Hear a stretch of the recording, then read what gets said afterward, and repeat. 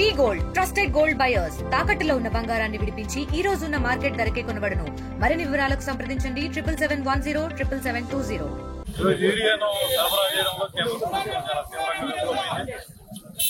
ఆ కేంద్ర ప్రభుత్వంతో అండగా ఉన్న రాష్ట్రంలో కూటమి ప్రభుత్వం రైతుల్ని పూర్తిగా నట్టేట ముంచేసింది.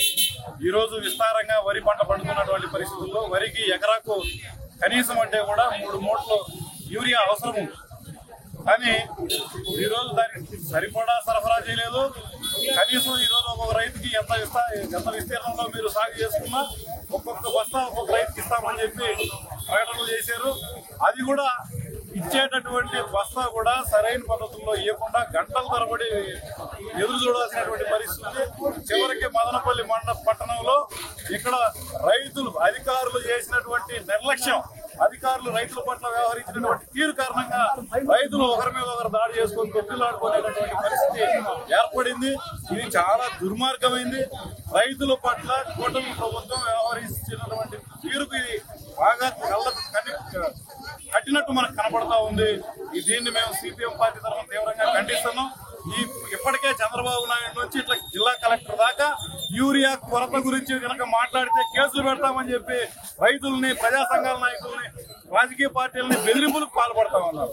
మీకు చిత్తశుద్ధి ఉంటే యూరియాను కొరత లేకుండా చేయాల్సింది పోయి మీరు యూరియా కొరత ఉంటే చెబితే బెదిరిస్తాం, కేసులు పెడతామని చెప్పడం అనేది దుర్మార్గం. ఇప్పుడు మేము చూపిస్తున్నాం ఎంత తీవ్రంగా రైతులు ఎక్కడ కొట్టుకున్నారు, గొడవలు జరిగాయి. వచ్చిన రైతులందరికీ కూడా యూరియా ఇచ్చేసే పరిస్థితి లేదు. ఈ రోజు కేవలం ఒక్క కోళ్లబైలు గ్రామం నుంచి మాత్రమే 300 మంది రైతులు వచ్చారు.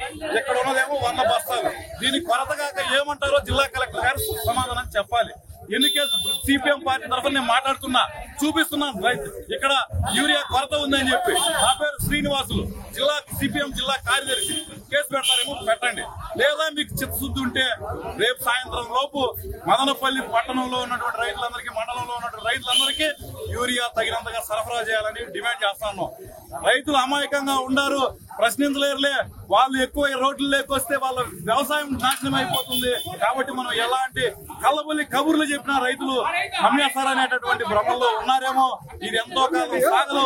రైతులకు గనక ఆగ్రహం వస్తే మీ ఆఫీసులు కూడా ధ్వంసం చేస్తారనేటటువంటి విషయం మనం ఢిల్లీ రైతాంగ పోరాటంలో చూసాం. ఇక్కడ కూడా అదే పునరావృతం అవుతుంది. జాగ్రత్తగా ఉండండి, రైతుల సమస్యలు పరిష్కరించాలని సిపిఎం పార్టీ తరఫున హెచ్చరిస్తా ఉన్నాం.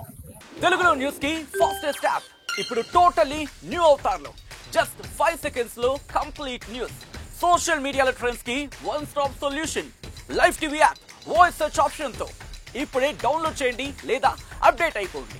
యాప్ లింక్ డిస్క్రిప్షన్ లో ఉంది.